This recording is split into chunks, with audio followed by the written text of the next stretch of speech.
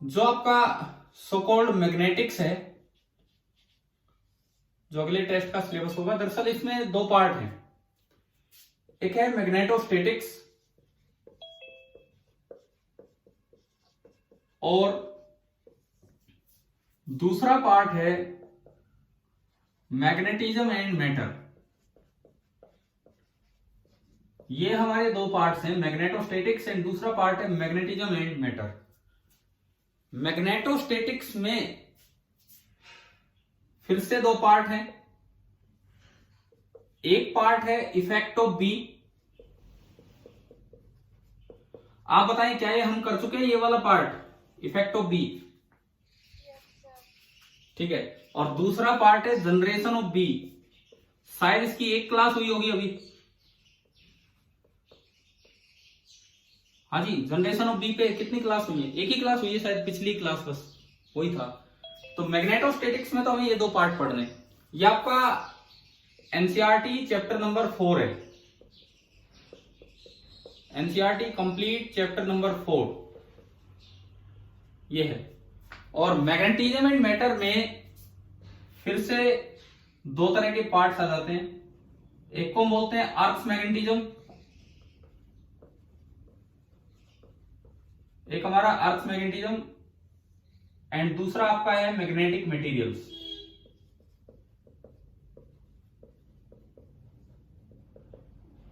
इन सब के अलावा, इन चार पार्ट्स के अलावा एक कॉमन पार्ट बचता है, जो कुछ इधर होगा कुछ उधर होगा, दैट इज मैग्नेटिक डाइपोल। ये बिल्कुल वैसा ही है जैसे इलेक्ट्रिक डाइपोल, कुछ नया नहीं है इसमें। तो ये एक आसान पार्ट है हमारे लिए। तो कुल मिला के हमें इस मैग्नेटिक्स में ये 5 पार्ट पढ़ने होंगे, जिसमें से एक पार्ट अभी हमारा हो चुका है, दूसरा पार्ट जस्ट स्टार्ट हुआ है। तो ये पांचों पार्ट हम कवर करेंगे। सारे बहुत ही अच्छे पार्ट्स हैं, कोई बोरिंग पार्ट नहीं है इनमें। तो आज की क्लास तो अभी मैं इसको ही आगे बढ़ाता हूं। आपके टेस्ट के डाउट मुझे पेपर मिलते ही मैं ले लूंगा। मैंने वो पेपर देखा नहीं, या तो मंगवा लूंगा मैं वो पेपर वहां से, स्कूल से भी क्या है। तो ये जनरेशन ऑफ बी वाला काम हम आगे बढ़ाते हैं। एक बार मुझे कोई ये देख के बताओ, पार्टिसिपेंट्स कितने हैं आज की क्लास में? 18 है सर। बस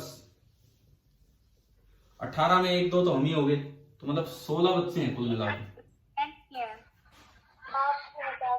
अच्छा ठीक है ठीक है ठीक है ठीक है। देखो, जनरेशन ऑफ बी, बायोसेवर लॉ हम पढ़ रहे थे। क्या मैं आपको ये पढ़ा चुका हूं कि सर्कुलर करंट कैरिंग कॉइल के सेंटर पे फील्ड कितना होता है? कि अगर एक सर्कुलर कॉइल है, करंट कैरिंग कॉइल, ऐसे करंट आ रहा है आई, एन नंबर ऑफ टर्न्स हैं, आर इसका रेडियस है, तो बताओ इसके सेंटर पे फील्ड कितना होता है? क्या फॉर्मूला है? एन, एन का भी ध्यान रखें, नंबर ऑफ टर्न्स हैं। तो बी एट द सेंटर होगा म्यू नॉट एन आई अपॉन 2r। डायरेक्शन मैंने आपको डायरेक्ट देखनी बताई थी, डायरेक्शन डायरेक्ट देखनी बताई थी कि भाई इस तरह से अगर करंट फ्लो करे तो बाहर की तरफ, यानी कि यहां तो डॉट डॉट लग जाएंगे, और बाहर डायरेक्शन अपोजिट हो जाती है, क्रॉस लग जाते हैं। ये चीजें हम पिछली क्लास में कवर कर चुके हैं। तो आज की क्लास में एक दूसरा टॉपिक चलेगा, बीएसएल की दूसरी एप्लीकेशन, और वो एप्लीकेशन बोर्ड एग्जाम के लिए भी बहुत इंपॉर्टेंट है। ये प्रूफ जो अभी हम करेंगे दूसरा, ये बोर्ड एग्जाम में आता रहता है। तो आप अच्छे तरीके से भी इस प्रूफ को भी समझिए, और इसे अप्लाई कैसे करना है वो भी देख रहे होंगे हम। नेक्स्ट जो हम कर रहे हैं, that is magnetic field on the axis of a circular current flow. Be on the axis of a circular current flow।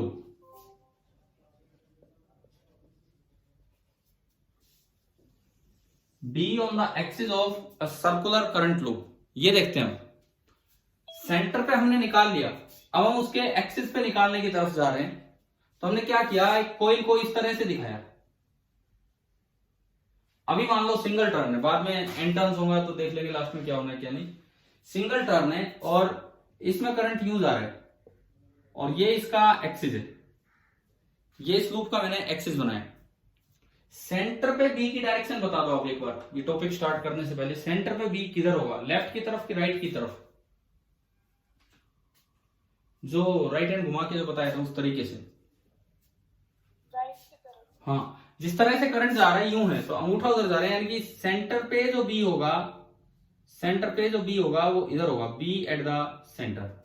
मान लीजिए इस लूप का जो रेडियस है, इस सर्कुलर लूप का रेडियस है आर, और मुझे फील्ड निकालना है सेंटर से स्मॉल आर डिस्टेंस दूर। एक्सिस पे ये कोई पॉइंट है, या ये हमारा फील्ड पॉइंट है, ये हमारा टेस्ट पॉइंट है जहां मैं फील्ड निकालना चाहता हूं। तो भाई बिल्कुल एक ऐसा ही टॉपिक कभी इलेक्ट्रोस्टैटिक्स में भी करवाया था कि सर्कुलर रिंग है, उसके एक्सिस पे फील्ड, इलेक्ट्रिक फील्ड निकलवाया था। वहां चार्ज रिंग थी, करंट कैरिंग रिंग नहीं, चार्ज रिंग थी। एक एलिमेंट ऊपर माना, उसका डी लिखा उधर गया, फिर एक एलिमेंट नीचे माना, उसका डी लिखा उधर गया, दोनों डी की डायरेक्शन अलग आ रही थी, तो नेट ई इंटीग्रेशन से नहीं आएगा।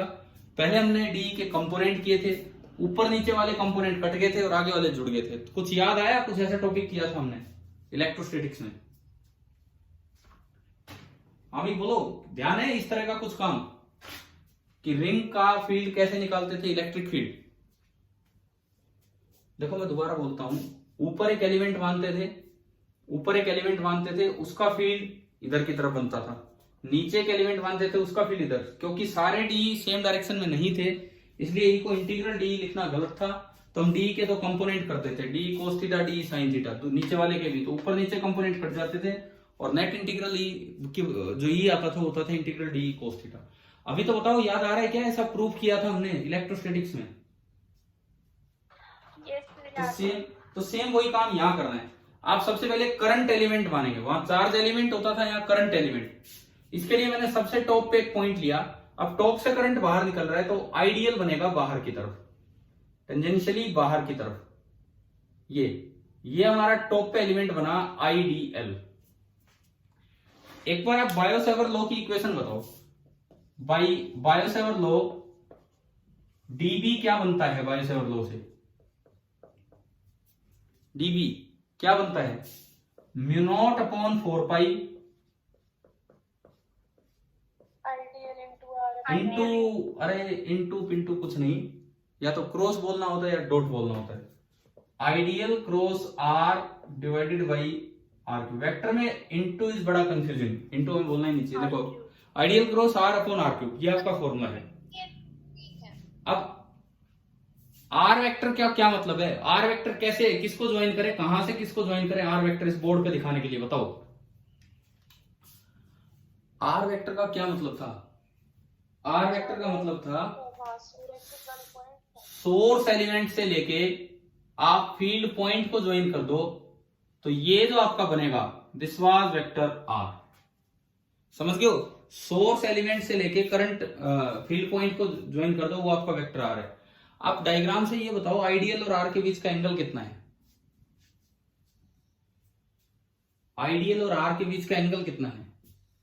Acute angle, right angle, obtuse angle, इन तीन में से बताओ।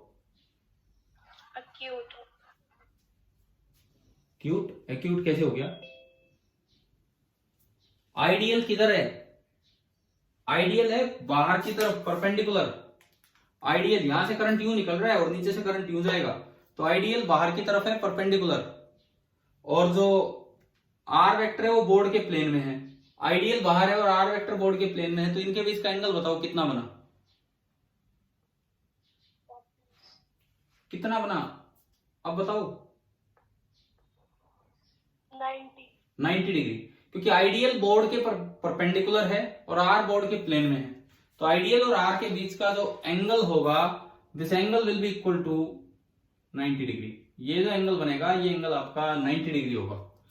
तो मैं डीबी लिखूं एट पॉइंट पी, तो जो डीबी आया, डायरेक्शन पे अभी आएंगे, तो mu naught upon 4 pi I dl into r. अच्छा, अब अगर इसको मैं आर वेक्टर बोल रहा हूं, तो इसको आर लेने की बजाय मैं एक्स ले लेता हूं, ये तो कंफ्यूजन हो जाएगा यार, आर वो है और आर ये है। एलिमेंट से उस पॉइंट को आर वेक्टर बोला है, तो एक्सिस पे जो डिस्टेंस है स्मॉल आर मत लो, उसे बोल दो आप एक्स। तो अब ये हुआ I dl into r into sine 90 degree divided by r cube. तो डीबी आ गया mu naught upon 4 pi I D L upon r square, sine 90 degree 1। DB तो ये आ गया। डीबी की डायरेक्शन बताओ right and thumb rule cross product वाले से कि डीबी की डायरेक्शन क्या होगी, आइडियल क्रॉस आर करके बताओ। डीबी की डायरेक्शन करके देखिए, सोचिए क्या होगी आइडियल क्रॉस आर से। आइडियल बाहर है, आर बोर्ड के प्लेन में है, आइडियल बाहर है और आर बोर्ड के प्लेन में है, तो आइडियल पे हाथ रखना है, आइडियल पे हाथ रखना है और आर की तरफ घुमाना है, तो आइडियल क्रॉस आर इधर आएगी। किधर आएगी बताता हूं किधर आएगी, वो आइडियल के भी परपेंडिकुलर होगी, आर के भी परपेंडिकुलर होगी और इधर आएगी। इधर का मतलब है बोर्ड के प्लेन में आएगी, आर के परपेंडिकुलर आएगी, तो वो आर के भी परपेंडिकुलर होगी और आइडियल के भी परपेंडिकुलर होगी। आप बताओ क्या डीबी की डायरेक्शन समझ में आई कि नहीं आई? दोबारा देख लो अगर कोई डाउट है तो। डीबी की डायरेक्शन में आइडियल बाहर की तरफ है, आर वेक्टर यूं है बोर्ड के प्लेन में, तो आइडियल पे हाथ यूं टेढ़ा रखना होगा, आर की तरफ घुमाना होगा और अंगूठा जा रहा है बोर्ड के प्लेन में और इधर, मतलब आर के परपेंडिकुलर। आइडियल के भी परपेंडिकुलर हो गया वो और आर के भी परपेंडिकुलर। तो इसमें जो आइडियल क्रॉस आर आएगा वो इधर की तरफ आ रहा है। ये देखो जो मैंने ग्रीन कलर से दिखाया ना, ये ब्लू वाला आइडियल, ब्लैक वाला आर, तो जो ग्रीन वाला आएगा वो आएगा आइडियल क्रॉस आर। इस तरह से डायरेक्शन आई समझ में? आइडियल क्रॉस आर की डायरेक्शन क्या बनी है डीबी की? हमें बोलो क्या डीबी की डायरेक्शन आई क्या समझ में? किस तरह से निकाली हमने? कहां कहां बनाऊं? अब वो किस जगह है वो फील्ड?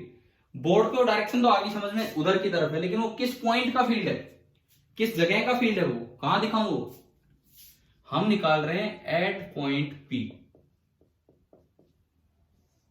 हम जो फील्ड निकाल रहे हैं वो है एट पॉइंट पी। आज की क्लास का मेजर पार्ट इस डेरिवेशन में जाना है, अच्छे से समझें इसको। तो ये जो ब्लू कलर वाला मैंने आइडियल माना, इसकी वजह से पी पॉइंट पे जो फील्ड होगा वो इधर होगा, इसकी वजह से पी पॉइंट पे जो फील्ड होगा वो इधर होगा, dB. This is due to blue colour. ये आर के परपेंडिकुलर है और आइडियल के भी परपेंडिकुलर है। बताओ भाई क्या डीबी की मैग्नीट्यूड और डायरेक्शन दोनों चीजें आपको समझ में आ गई है पी पॉइंट पे इस एलिमेंट की वजह से? अब इसके बाद अगला काम ये देखना होता है कि क्या मैं बी को इंटीग्रल डीबी लिख पाऊंगा कि नहीं, ये चीज हमें चेक करनी होती है। इसके लिए क्या करना पड़ेगा, क्योंकि मैग्नेटिक फील्ड एक वेक्टर क्वांटिटी है, तो हमें देखना पड़ेगा कि भाई किस डायरेक्शन में फील्ड है किधर नहीं है। कैसे चेक करें कि क्या बी को इंटीग्रल डीबी लिख पाना है कि नहीं? क्या करते हैं इसमें बताओ?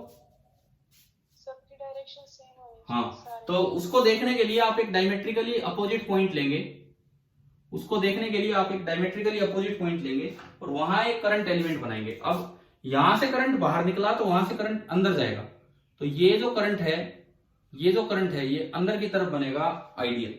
मैंने एक दिन एक प्रूफ करवाया था आपको, एक रेक्टेंगुलर कोइल पे टॉर्क निकालना, पी क्रॉस बी आया था बिना साइन थीटा इस तरह का, आ चुका ना वो टॉपिक इफेक्ट वाले में।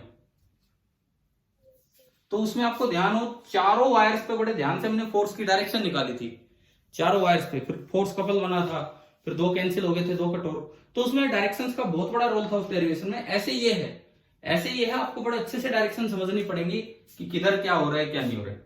देखिए सपोज ये दूसरा आइडियल बना, मैं इसे नाम दे रहा हूं आइडियल डैश, इसे मैंने नाम दिया आइडियल डैश। इसकी वजह से आर वेक्टर देखा तो ये बनेगा, पी पॉइंट को ज्वाइन करते हुए आर डैश। बताओ इस आइडियल और आर डैश में एंगल कितना है? ये जो आइडियल डैश और आर डैश है इनमें एंगल कितना है? बोलो इनमें एंगल कितना है? 90 डिग्री, क्योंकि आइडियल डैश अंदर है और आर डैश इधर है। आप जल्दी जवाब दिया करो, कोई भी बच्चा बोल दिया करो आइडियल अंदर है और आर इधर है, तो अगेन आर बोर्ड के प्लेन में होने की वजह से ये एंगल फिर से 90 डिग्री। अब डीबी की डायरेक्शन दो किधर होगी? पी पॉइंट पे इस आइडियल डैश की वजह से डीबी किधर होगा? बताएं सोच समझ के। देखो आइडियल अंदर है, आर डैश बोर्ड के प्लेन में है, मुझे आइडियल क्रॉस आर करना है। आइडियल अंदर है, आर डैश बोर्ड, तो मैं आइडियल पे हाथ रख के आर की तरफ घूमूंगा तो अंगूठा जा रहा है इधर, अंगूठा जा रहा है बोर्ड के प्लेन में इधर, मतलब इस डायरेक्शन में। अब ये जो डायरेक्शन होगी ये आर के भी परपेंडिकुलर है और आइडियल के भी परपेंडिकुलर, परंतु वो फील्ड यहां नहीं दिखाना, वो पी पॉइंट पे फील्ड है। तो रेड कलर वाले एलिमेंट की वजह से जो फील्ड होगा रेड कलर वाले एलिमेंट की वजह से जो पी पॉइंट पे फील्ड होगा वो इधर की तरफ होगा, ये इसका डीबी डैश वेक्टर, और वो इसके परपेंडिकुलर होगा। चलो भाई ये बताओ, क्या ये दोनों डायरेक्शंस आ गई है क्या समझ में? यस ठीक है, और डीबी डैश का मैग्नीट्यूड भी इतना ही होना है, सेम, क्योंकि आर और आर डैश की लंबाई सेम है, यानी कि डीबी और डीबी डैश का मैग्नीट्यूड सेम आएगा, और डायरेक्शन ये आ गई। एक चीज ध्यान दो, बच्चे जो बहुत बड़ी गलती करके आते हैं बोर्ड एग्जाम में, जब ये डायग्राम बना के आते हैं तो यूं कर जाते हैं, वो बना दी सीधी लाइन, ये बना दी सीधी लाइन, उसमें चेक करने वाले को लगता है कि इसका फील्ड तो उधर जा रहा है और इसका फील्ड वो बच्चा इधर दिखाना चाह रहा है, जबकि वो सीधी लाइन बनाते थे। अगर आप चार्ज रिंग का इलेक्ट्रिक फील्ड निकालते, तो अगर आप चार्ज रिंग का इलेक्ट्रिक फील्ड निकालते तो उनमें सीधी लाइन बनानी थी, इनमें सीधी लाइन से पार नहीं पड़ेगी। इसमें आपको देखना है कि ऊपर वाली लाइन इस आर के परपेंडिकुलर है और नीचे वाली लाइन इस आर के परपेंडिकुलर है, यूं नहीं दिखाना कि इसी को आगे बढ़ा दिया।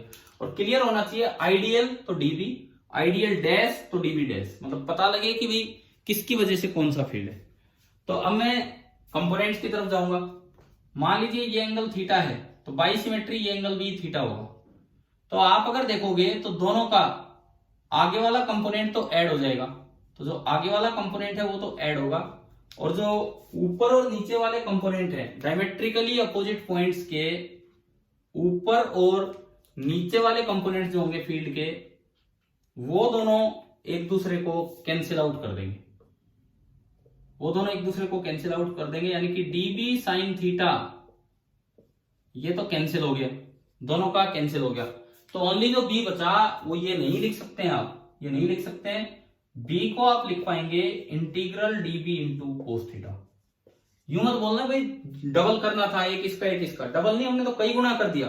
इंटीग्रेट करने का मतलब है सबका सम कर दिया, दो ही क्यों, दो डायमेट्रिकली अपोजिट पॉइंट ये हैं, दो अगले हैं, दो अगले हैं, तो इस तरह से सबका सम कर दिया।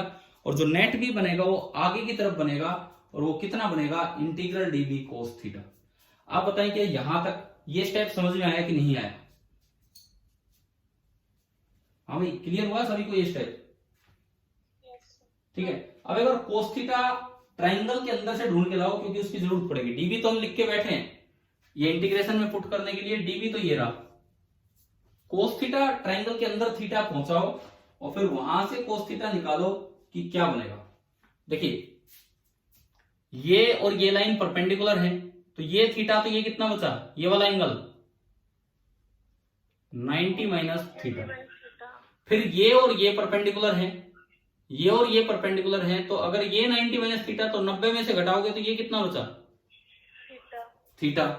फिर ये और ये परपेंडिकुलर है, तो ये थीटा, तो ये कितना बचा, ये 90 माइनस। अब इस ट्राइंगल में आओ, ये 90 डिग्री एंगल, ये 90 माइनस थीटा, तो ये कितना बचा, ये एंगल थीटा। तो आपने ट्राइंगल के अंदर पहुंचा दिया, और ट्राइंगल के अंदर ये एंगल आपका आ गया, थीटा आ गया। आया यहां से समझ में? अब कोस थीटा बता दो इस ट्राइंगल में कितना है, कोस थीटा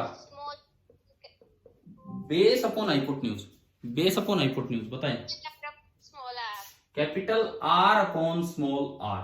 कोस थीटा भी तैयार है, डीबी भी तैयार है, तो बस फिर किसका इंतजार, चलो इसमें बढ़ते हैं आगे। तो बी इज इक्वल टू, अब आगे कुछ नहीं है, आगे मैथमेटिकल काम है, यहां तक था समझने का।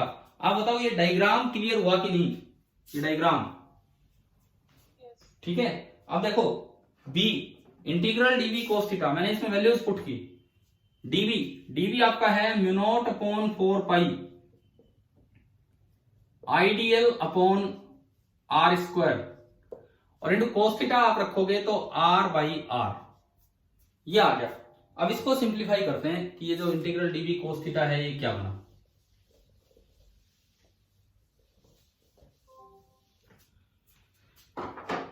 देखो जो बी आ रहा है, बी इज इक्वल टू, इसमें से आपने mu naught upon 4 pi constant बना के बाहर निकाल लिया। ये integration with respect to time है या विद रेस्पेक्ट टू पोजीशन है, पहले तो ये बताओ। इसको देख के बताना है, जिसके आगे किसके रेस्पेक्ट में है, विद रेस्पेक्ट टू पोजीशन। कभी एडीएल, कभी एडीएल, कभी एडीएल, कभी एडीएल। क्या सभी पोजीशंस में हम मानते हैं कि बीएसएल अप्लाई होता है जब स्टेडी करंट हो? स्टेडी करंट का मतलब है कि सब में करंट सेम होगा, तो क्या सभी डीएल में आई की वैल्यू सेम होगी या नहीं होगी? ठीक है, तो इन सभी डीएल में आई सेम होगा, तो आई भी कांस्टेंट है, बाहर आ गया।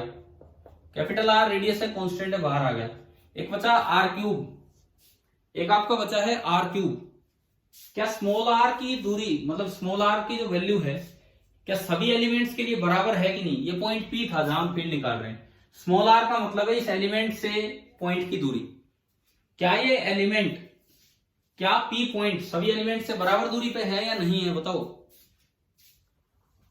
एलिमेंट। देखो ये रिंग इस तरह से आपने बनाई सर्कुलर, और उसके सेंटर से आगे गए पी पॉइंट पे, तो चाहे आप ऊपर से देखो, चाहे नीचे वाले एलिमेंट से, चाहे बाहर वाले एलिमेंट से, चाहे पीछे, सब में स्मॉल आर की वैल्यू बाई सिमेट्री क्या होगी, सेम होगी। तो इस इंटीग्रेशन में तो आर क्यूब भी कांस्टेंट हो गया। अगर आप बोलते एक्सिस पे अलग अलग जगह आप इंटीग्रेट कर रहे हैं, अगर बाई चांस ऐसा कुछ होता कि एक्सिस पे यहां जाके इंटीग्रेट कर रहे हैं, इस तरह का कुछ होता, तो उसमें स्मॉल आर कांस्टेंट नहीं रहता।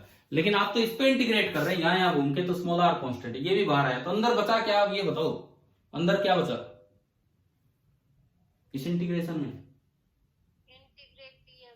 हाँ, ओनली इंटीग्रल डीएल। और क्योंकि ये क्लोज है पूरा लूप, तो आप चाहें तो इस पे सर्कल लगा सकते हैं, क्योंकि इंटीग्रेशन पे सर्कल का मतलब होता है कि वो जहां आप इंटीग्रेशन कर रहे हो लूप क्लोज है। इंटीग्रल डीएल, अगर मैं इस लूप की बात करूं, इस लूप की, चलो ये तो हो गया इंटीग्रेशन, इससे आगे हम बढ़ेंगे अभी। अगर मैं इस लूप की बात करूं, तो इस लूप में अगर मुझे लिखना होता इंटीग्रल डीएल वेक्टर, और एक बार मुझे लिखना है इंटीग्रल डीएल, बताओ दोनों का क्या आंसर आएगा? अगर इंटीग्रल डीएल वेक्टर लिखना होता तो वेक्टर सम करना होता, एक डीएल आगे तो एक डीएल पीछे, एक डीएल नीचे तो पीछे वाला डीएल ऊपर, मतलब सारे डायमेट्रिकली अपोजिट डीएल एक दूसरे को कैंसिल कर जाते, और इंटीग्रल डीएल वेक्टर की अगर कहीं जरूरत पड़ती तो कितना आ जाता, 0।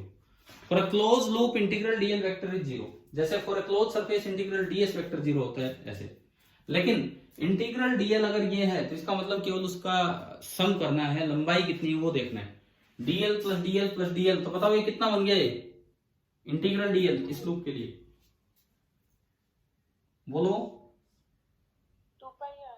2 पाई कैपिटल आर की small r? Capital r. Capital are.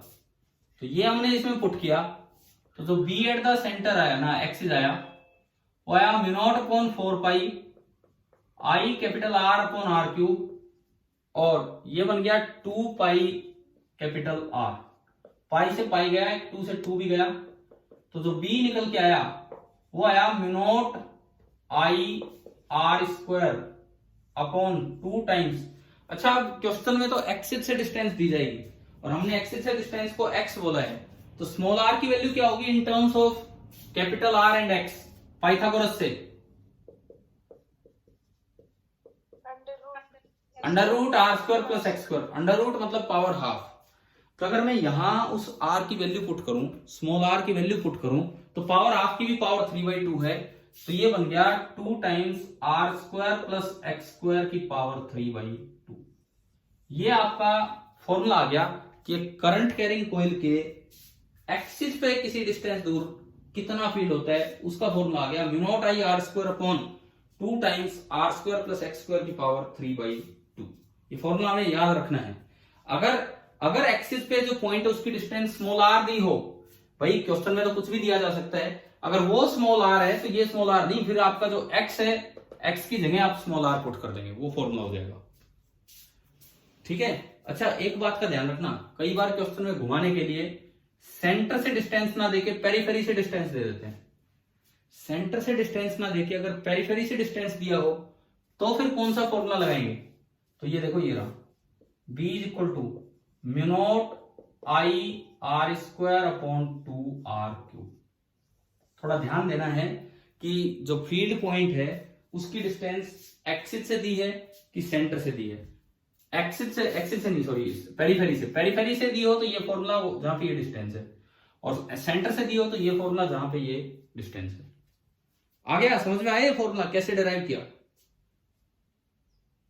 ठीक है। एक बड़ा इंपॉर्टेंट डेरिवेशन है, बोर्ड एग्जाम में आता है ये डेरिवेशन, इसलिए भी इंपॉर्टेंट आपके लिए, प्रूफ आना चाहिए। अब देखो दूसरी बात, डायरेक्शन ऑफ बी की बात करता हूं। एक्सिस पे बी की डायरेक्शन वही होगी जो सेंटर पे है। सेंटर पे मैंने ग्रीन कलर से दिखाई है, बताओ राइट की तरफ है कि लेफ्ट की तरफ?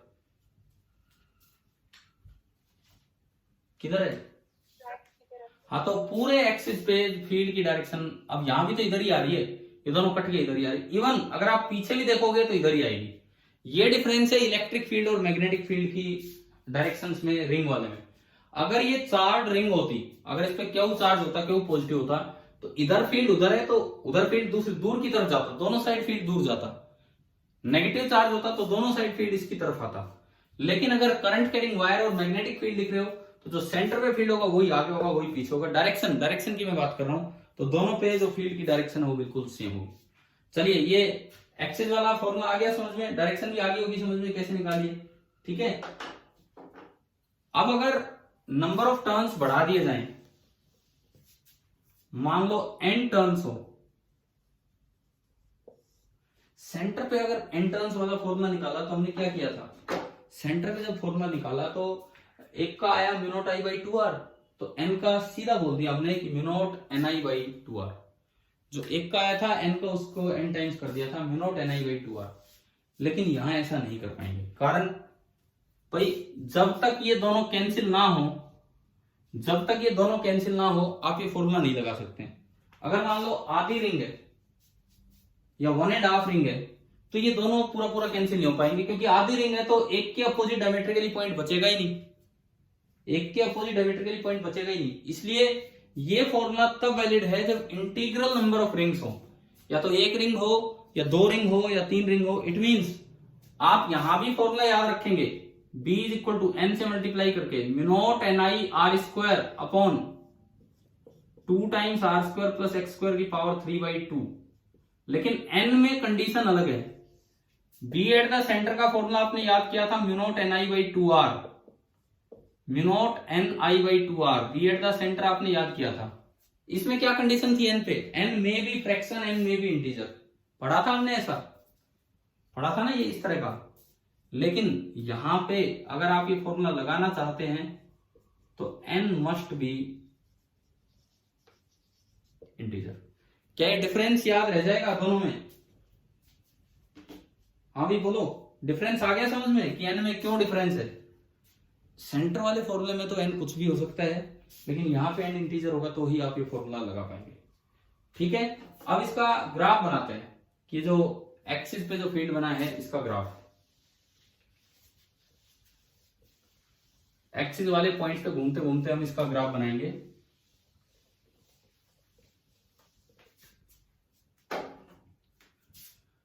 मान लो ये आपकी इंटीग्रल नंबर ऑफ टर्न्स वाली एक वायर है और सपोज इसमें करंट ऐसे जा रहा है, n इंटीजर है, ये हमें दिया गया है। सबसे पहली बात, अगर फील्ड की मैं डायरेक्शन की बात करूं तो जो सेंटर पे फील्ड की डायरेक्शन है वही यहां फील्ड की डायरेक्शन होगी और वही यहां फील्ड की डायरेक्शन होगी। फील्ड की डायरेक्शन चेंज नहीं हुई। और मान लो ग्राफ बनाने के लिए मैंने आगे वाली डायरेक्शन फील्ड की पॉजिटिव मान ली, पॉजिटिव बी, आगे वाली डायरेक्शन जो है फील्ड की वो हमने पॉजिटिव मानी। तो अब देखिए कैसा ग्राफ बनेगा। स्मॉल r के साथ आप ग्राफ प्लॉट करना चाहते हैं b का। पहली बात, b नीचे नहीं जाएगा। सबसे पहली बात यह है कि b दोनों साइड ऊपर ही रहेगा। क्यों ऊपर ही रहेगा? कारण दो इसका, एक्सिस पे उधर देख रहे थे इधर देख रहे हैं, b ऊपर ही बनेगा, नीचे नहीं जाएगा। बताइए क्यों नहीं जाएगा? रीजन ये डायरेक्शन है कि इधर डायरेक्शन पलट जाती तो इधर ग्राफ नीचे हो जाता, लेकिन अब अगर इधर भी पॉजिटिव है तो इधर भी पॉजिटिव होगा। इस फॉर्मूले से आप ये बताओ सेंटर पे x कितना है। इस फॉर्मूले को यूज करने के लिए आप बताएं कि सेंटर पे x कितना है। 0। इसमें 0 रखा, इसमें 0 रखा तो ये खत्म। r स्क्वायर की पावर 3/2, r स्क्वायर की पावर 3/2, 2 से 2 कट जाएगा, r क्यूब बचा, r क्यूब बचा, r क्यूब से r स्क्वायर कटा तो नीचे ओनली r बचा। तो क्या वो सेंटर वाला फॉर्मूला यहां से निकल के आया कि नहीं आया? Mu naught n I by 2r। अगर आ गया ना, इसी का स्पेशल केस बन गया कि अगर मैं इसमें x 0 रख दूं तो हमें b एट द सेंटर मिल जाएगा mu naught n I by 2r। लेकिन यहां से जब निकालते हैं तो कंडीशन साथ चलती है कि n must be integer, n must be integer. लेकिन सेंटर पे हमने सीख रखा है कि अगर n इंटीजर ना हो तो भी ये फॉर्मूला लग जाएगा, वहां कोई दिक्कत नहीं है। दूसरी बात, क्या हुआ, कुछ पूछना है, बोलो, दोबारा बोलो। सुनिए, दूसरी बात, अगर मैं x के साथ इसका b का वेरिएशन देखूं तो b के फॉर्मूले में देखो x न्यूमरेटर में आ रहा है कहीं, बताओ क्या x न्यूमरेटर में आ रहा है? क्या इसमें x कहीं है न्यूमरेटर में? नहीं है, ओनली x डिनोमिनेटर में है, और वो भी x का स्क्वायर है। तो जैसे जैसे दूरी बढ़ेगी, जी आगे बढ़ो जी पीछे बढ़ो, x स्क्वायर बढ़ेगा। तो देखिए, as we move away from centre,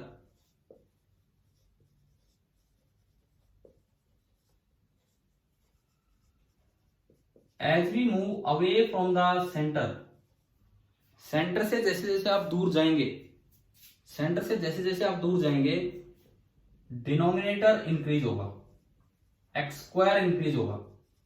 numerator constant है, डिनोमिनेटर बढ़ रहा है, तो b कम होगा कि ज्यादा होगा? b की वैल्यू कम होगी कि ज्यादा होगी? कम होगी, b विल डिक्रीज। ये इलेक्ट्रिक फील्ड से बिल्कुल अलग है। अगर मैं आपको रिंग का इलेक्ट्रिक फील्ड याद दिलाऊं तो शुरू में सेंटर पे 0 होता था, फिर वो बढ़ता था, कितनी डिस्टेंस तक बढ़ता था बताना, आपको याद हो गया होगा, पीछे भी टेस्ट में पूछा हमने, कितनी डिस्टेंस तक बढ़ता था वो भी? r/√2। हाँ, और उसके बाद कम होता था। लेकिन यहां कुछ अलग खेल है, यहां क्या है कि सेंटर पे भी मैक्सिमम है, यहां पे सेंटर पे भी मैक्सिमम है, एंड दैट इज μ0ni/2r।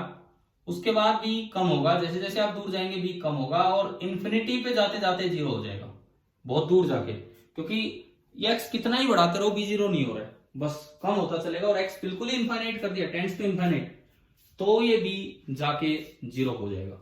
ठीक है, सिमिलरली इधर वाला ग्राफ भी नीचे नहीं बनेगा, ऊपर ही बनेगा, क्योंकि डायरेक्शन चेंज नहीं हुई है। तो इस साइड भी ये ग्राफ ऐसे ही चलेगा। चलो ये बताओ, ग्राफिकल आ गया समझ में कि कैसे हमने इसका ग्राफिकल एनालिसिस किया है दोनों साइड? ठीक है, अब एक और बड़ा इंपॉर्टेंट काम यहां से हमारी समझ में आएगा, वो देखो आप, हमने ये तो निकाला भाई, ग्राफ क्लियर है ना सभी को, कोई डाउट तो नहीं होगा ग्राफ में? यानी कि जो b मैक्सिमम है वो एट द सेंटर होगा, ये तो हमें पता लग गया। अब हमने ये तो निकाल लिया, x बराबर 0 पे वही फॉर्मूला आ गया जो कि सेंटर का होता है, x बराबर 0 पे वही फॉर्मूला आ गया जो कि सेंटर का है। अब मैं एक और स्पेशल केस लेता हूं,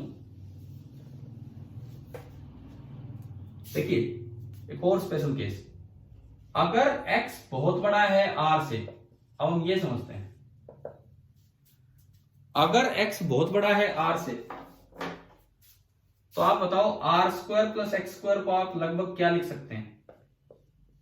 मान लो थोड़ी देर के लिए मैं ज्यूम कर रहा हूं कि एक टर्न है, एक बार समझाने के लिए। हाँ, r² + x² को नियरली हम क्या लिखेंगे? x²। तो इसकी पावर 3/2, r² + x² की power 3/2, that is nearly x² की पावर 3/2। कितना आ गया ये? x3। बहुत दूर वाले पॉइंट्स के लिए डिनोमिनेटर x3 बन गया।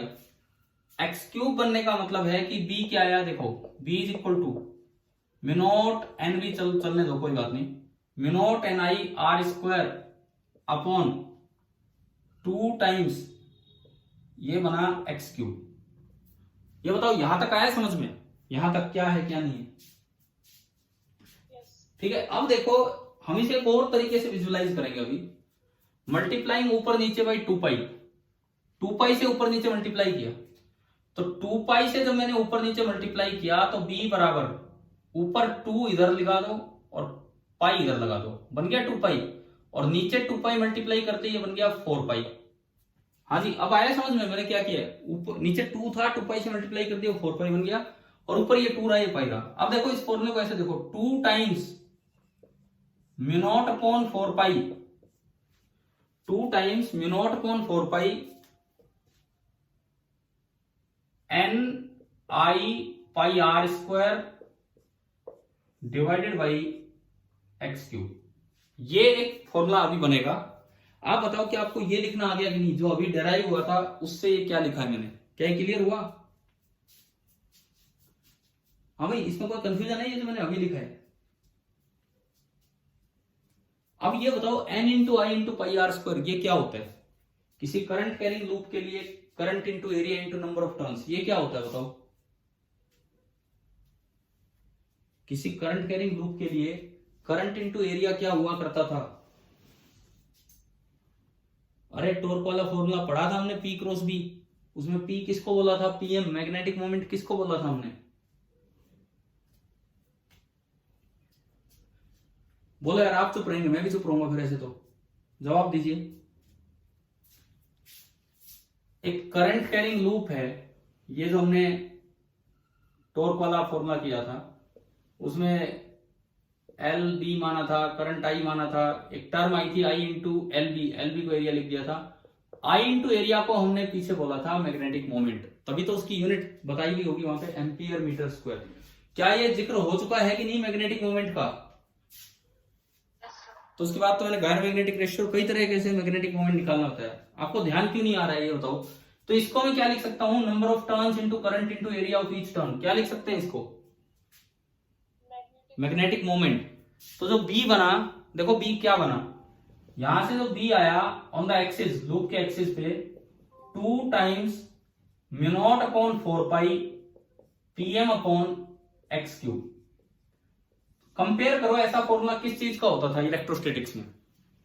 म्यू नॉट की जगह 1 अपॉन एप्सिलॉन नॉट आता था वहां। तो 2 times 1 upon 4 pi epsilon not को हम के बोलते थे। 2 के पी अपॉन एक्स क्यूब, 2 के पी अपॉन आर क्यूब किसका फॉर्मूला था ये? किसके फील्ड का?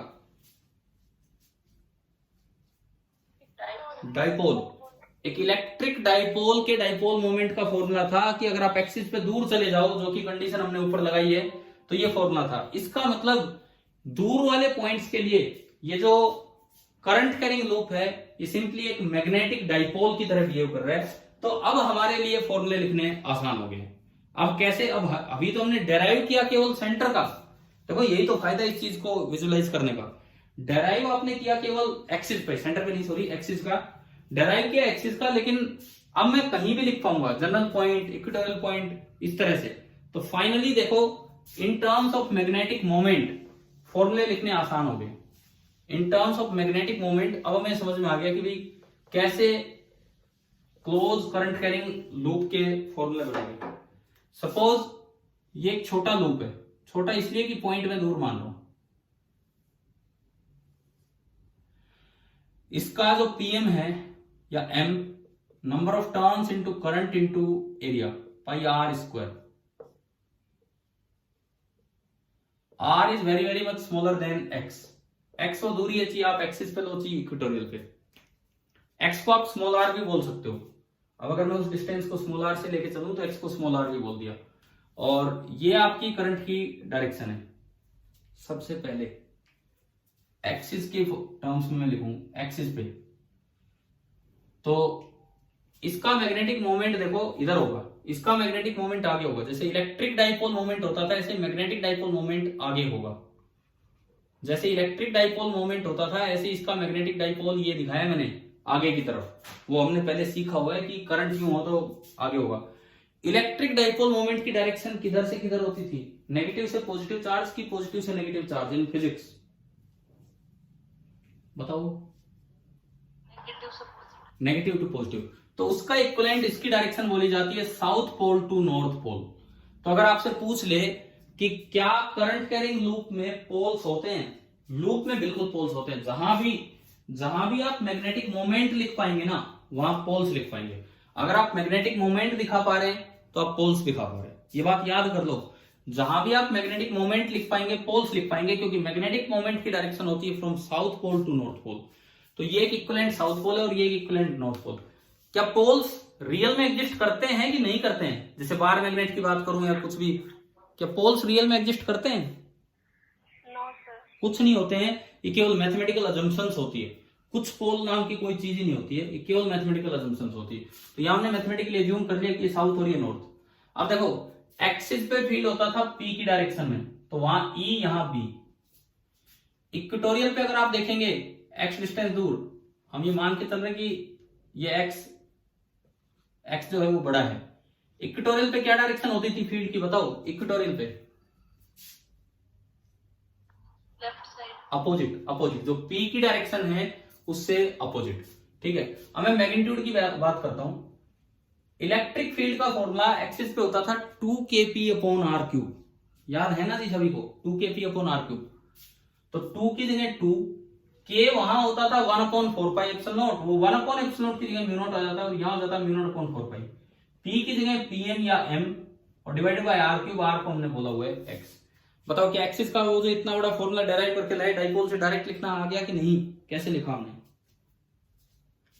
ठीक है, अब आप इक्वेटोरियल पे लिखो कि यहां भी क्या होगा, यहां बताओ क्या फॉर्मूला?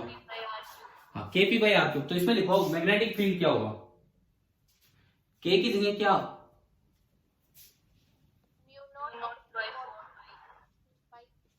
और pm/x³। ठीक है, अब एक बात सुनो, दो वर्ड्स यूज किए जाते हैं, या तो इन सवालों में बोल देते हैं कि मैग्नेट, बार मैग्नेट बोल दिया, ये इक्विवेलेंट बार मैग्नेट है, या फिर सर्कुलर लूप बोल दिया। तो आपको कंडीशन चेक करनी पड़ेगी कि कैपिटल आर छोटा है कि नहीं है, छोटा होगा तो ही ये फॉर्मूले लगेंगे।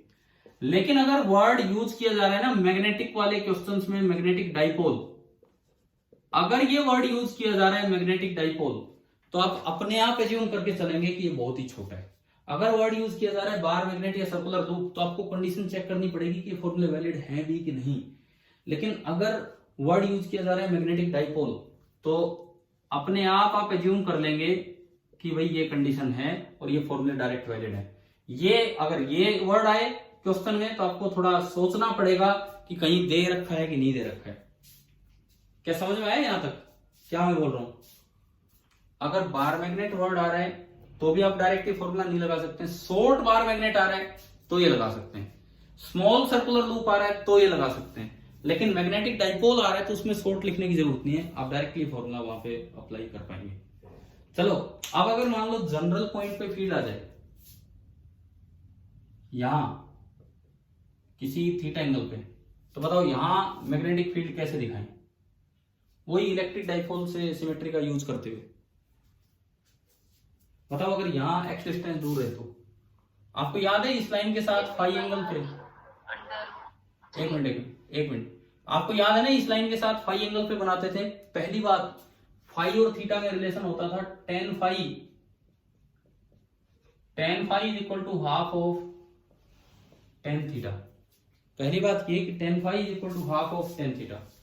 एंड दूसरी बात, जो b का फॉर्मूला वहां होता था, e का वहां होता था kp/r³ into √1+3 cos square theta. kp/r³ into √1+3 cos square theta. यहां जो बनेगा, यहां पे जो बनेगा b का फॉर्मूला, वो बनेगा k की जगह μ0/4π, p की जगह pm बाई r³ r की जगह मैं x लेके चल रहा हूं, इंटू √1+3 cos स्क्वायर थीटा। हाँ जी भाई बताओ, क्या ये फॉर्मूले समझ में आ रहे हैं किस तरह से लगाने? ठीक है, डाइपोल के जो फॉर्मूले वहां थे वो सारे फॉर्मूले यहां एग्जिस्ट करते हैं। इवन कोऑर्डिनेट फ्री फॉर्म भी एग्जिस्ट करती है जो वहां पढ़ाई आपको, तो ये सारे के सारे फॉर्म्स यहां एग्जिस्ट करेंगे।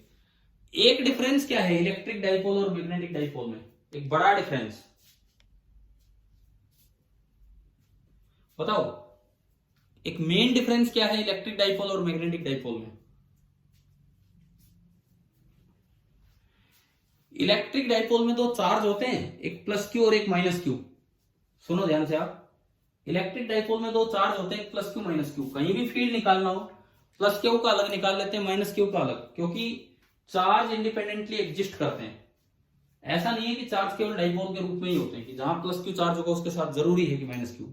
अपने आप प्लस क्यू भी एग्जिस्ट करता है, अपने आप माइनस क्यू भी एग्जिस्ट करता है, लेकिन डाइपोल में ऐसा नहीं है। आपने 8th 9th में भी पढ़ा होगा, 7th 8th में पढ़ लिया होगा कि poles of a magnet can not be separated. आप उनको तोड़ लो, मान लो कोई कहे मैंने तोड़ दिया, तो क्या नॉर्थ पोल सेपरेट हो गया है? बताओ। अगर मैं इस मैग्नेट को बीच से तोड़ दूं, पता है ना ये कि नहीं होते, अपने आप नॉर्थ के साथ एक साउथ, नॉर्थ के साथ एक साउथ बनेगा और साउथ के साथ अपने आप एक नॉर्थ बनेगा।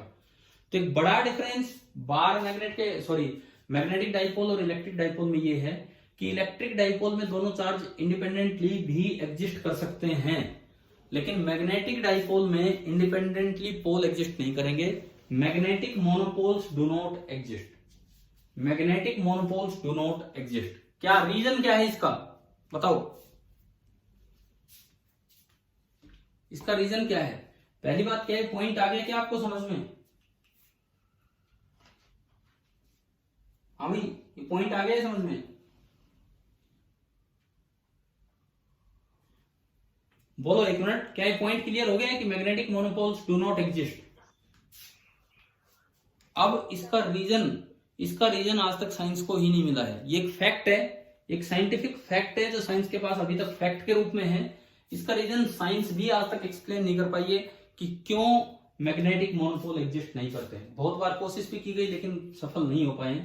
तो इसीलिए इसका कोई रीजन एक्सप्लेन मत करिए ना, कभी ये सवाल पूछा जाए तो आएगा कि रीजन अननोन है, अभी तक तो जानकारी है नहीं, आगे पता लगे तो वही देखा जाएगा। तो चलिए अब यूं बताओ, सर्कुलर करंट कैरिंग लूप का मैग्नेटिक फील्ड आपको निकालना आ गया कि नहीं आया? हमें क्लियर हो गया सभी को ये सर्कुलर करंट कैरिंग लूप का फील्ड? बोलो, क्या ये टॉपिक क्लियर है? किस तरह से लास्ट में रिजल्ट्स याद करने हैं? ठीक है, अब सुनो मेरी बात। आपकी एनसीईआरटी बुक में तो इसके जस्ट बाद एसीएल स्टार्ट हो जाता है, लेकिन अभी हम बीएसएल पे ही एक दो काम और करेंगे अगली क्लास में। वहां पे तो डायरेक्ट एसीएल स्टार्ट हो जाएगा, लेकिन हम बीएसएल पे काम करेंगे। तो आप आज बुक से एक काम कर देंगे, सोल्ड एग्जाम्पल 4.1 to 4.7। एनसीईआरटी का जो चैप्टर 4 है, मैं एक्सरसाइज के क्वेश्चन नहीं दे रहा हूं, मैं केवल सोल्ड एग्जाम्पल दे रहा हूं। इसमें शुरू के 4-5 तो हैं इफेक्ट ऑफ मैग्नेटिक फील्ड पे, शुरू के 4-5 तो है इफेक्ट ऑफ मैग्नेटिक फील्ड पर, लास्ट के 1-2 आपके ये बीएसएल पे होंगे, जनरेशन ऑफ मैग्नेटिक फील्ड के ऊपर। लेकिन यहां तो सीधा एसीएल आ गया, बट अभी हम बीएसएल में कुछ और पढ़ाएंगे, 1-2 क्लास और लेंगे बीएसएल में, तब हम एसीएल की तरफ चलेंगे, कुछ और फॉर्मूले भी देखेंगे, डेराइव भी करेंगे और फिर उनको अप्लाई भी करेंगे। अच्छा, दूसरी बात, आपका टेस्ट में एक बार मंगवा लेता हूं या ग्रुप पे अगर वो डाल दिया हो, या देख लूंगा मैं, जैसे भी टेस्ट आता है तो देखते हैं, फिर उसको भी डिस्कस करेंगे। क्या आपके डाउट्स होंगे या फिर मैं वैसे आपको व्हाट्सएप पे बता दूंगा जो भी होगा, ठीक है। लेकिन अब थोड़ा पिछले 3 चैप्टर्स पे ध्यान हटा के अब अगले 2 चैप्टर्स की तरफ चलो जो आज मैंने बताया, chapter 4 magnetostatics and chapter 5 magnetism and matter. अब इन दोनों को बहुत अच्छे से कवर करना है। तो आपका जो नेक्स्ट टेस्ट होगा, जो शाम वाले जो टेस्ट हैं, वही मैंने लास्ट टाइम आपको बोल दिया यार, कोई देना चाहे दे लो। तो इस तरह कहने से तो मुश्किल से 10 बच्चे भी नहीं आ रहे आपके सेक्शन से, क्योंकि कुछ बच्चे बाहर के होते हैं, तो आपके सेक्शन के 10 बच्चे भी नहीं आ रहे थे पेपर देने। तो यूं बोलना तो नुकसानदेह है काफी। अब आपका अगला टेस्ट भी 3 वीक बाद है, तो आपके पास टाइम ही टाइम है। तो हम अब छोटे छोटे टेस्ट इन पे बना के लेंगे। तो आपका जो अगला टेस्ट होगा that will be on magnetic effect, लेकिन उससे पहले मैं आपको कुछ क्वेश्चंस डिस्कस करवा चुका हूँ, कल ही नहीं होगा, 1-2 दिन बाद हम लेंगे मैग्नेटिक इफेक्ट पे टेस्ट। तो आप आज से ये काम स्टार्ट कर दें, अब ध्यान पूरा मैग्नेटिक्स पे लगा दें। हाँ जी, समझ में आ गई है ना ये बात जो मैंने अभी बताई है? ठीक है, तो आगे हम कल पढ़ते हैं।